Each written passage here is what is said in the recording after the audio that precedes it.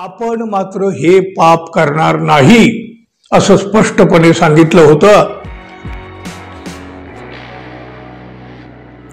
मित्र हो, नमस्कार। आपल्या पोलिसांचा राजकारणासाठी वापर होतो, तो कोण करतो, कसा करतो, केला जातो हे काय आता लपून राहिलेलं नाही।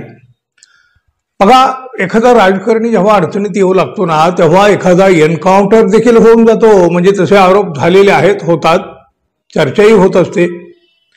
बघा ना, ते अक्षय शिंदे यांच्या एन्काउंटरच्या प्रकरणामध्ये न्यायालयानं पोलिसांना आता उघडं नागडं केलं आहे ना। कसा झाला तो एन्काउंटर, न्यायालयाच्या या सगळ्या चौकशीमध्ये स्पष्ट झालं, समोर आलं। आणि आता बघा, पुन्हा गेल्या 2 दिवसापासून धनंजय मुंडे यांच्या निकटवर्ती असलेला वाल्मिक कराड, या वाल्मिक कराडच्या कथित एन्काउंटरची चर्चा जोरात होऊ लागलेली आहे। आणि त्यासाठी कारण ठरलं निलंबित पोलीस निरीक्षक रणजित कासले यांच्या एका व्हिडिओचं। या कासले यांनी सांगितलं आहे, वाल्मिक कराड यांचा एन्काउंटर करण्याची मोठी ऑफर दिली गेली होती। यावेळी त्यांनी मुख्यमंत्री देवेंद्र फडणवीस यांच्याकडे सुद्धा बोट दाखवलं आहे। शिवाय हे फेक एन्काउंटर कसं केलं जातात, त्यासाठी कोट्यावधी रुपयाची सुपारी कशी दिली जाते, या सगळ्याची माहिती या निलंबित पोलीस अधिकाऱ्यांना दिली। आता बघा, म्हणजे त्यांच्या म्हणण्यानुसार, या कासले यांच्या म्हणण्यानुसार वाल्मिक कराड याचाही असाच एन्काउंटर करायचा होता। आपण मात्र हे पाप करणार नाही असं स्पष्टपणे सांगितलं होतं। शिवाय या ऑफरची माहिती त्यावेळेलाच आपण पोलीस स्टेशनमध्ये जी स्टेशन डायरी असते ना, त्या स्टेशन डायरीमध्ये लिहून ठेवलेली आहे असं देखील त्यांनी सांगितलं। म्हणजे तो एक मोठा पुरावा समोर येऊ शकतो। वरिष्ठ अधिकाऱ्यांची नावं देखील त्यांनी घेतलेली आहेत। वाल्मिक कराड हा कोणाचा माणूस आहे हे उभ्या महाराष्ट्राला माहित आहे। वाल्मिक कराड यांनी तोंड उघडलं तर कोणाची पंचायत होणार आहे हे उघड आहे। त्यामुळं वाल्मिक कराडचं एन्काउंटर होणं कोणाच्या फायद्याचं आहे हे काही वेगळं सांगायची आवश्यकता नाही।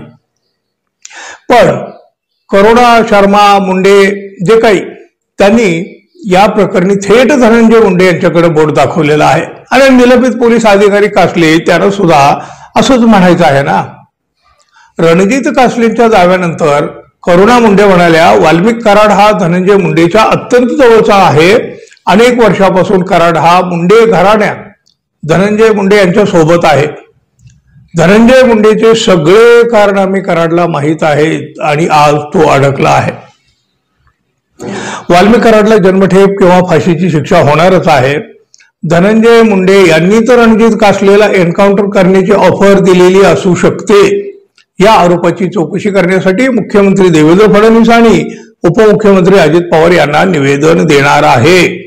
म्हणजे खरं तर बघा, हे प्रकरण खूप मोठं आणि तितकंच गंभीर आहे। अहो, एक पोलीस अधिकारीच हे सगळं सांगतो आहे। आणि आता तो केवळ सांगतो असं नाही, तर त्यानं त्याच वेळेला पोलीस स्टेशन मधल्या स्टेशन डायरीमध्ये हे लिहून ठेवलेलं आहे असं तो म्हणतो। तसं पाहिलं तर मग या आरोपाची चौकशी खरं तर त्याच वेळी सुरू व्हायला हवी होती, पण नाही घडलं असं, आणि घडत नाहीही असं। धनंजय मुंडे यांचा या प्रकरणी संबंध असो अथवा नसो, एक एन्काउंटर करण्यासाठी, म्हणजे खरं तर एक खून करण्यासाठी कोणीतरी पोलिसांना सुपारी देतं, हेच मुळी गंभीर आहे ना हो। याची चौकशी आता तरी होणार का? पोलीस अधिकाऱ्यांनीच केलेल्या या गंभीर आरोपाची दखल आता तरी गंभीरपणे घेतली जाणार का? तुम्हाला काय वाटतं मित्रांनो, जरूर सांगा। आणि आपण अजून आपल्या चॅनलला सबस्क्राईब केलं नसेल, कृपया सबस्क्राईब करावं ही अपेक्षा आहे। धन्यवाद, पुन्हा भेटू, तोपर्यंत नमस्कार।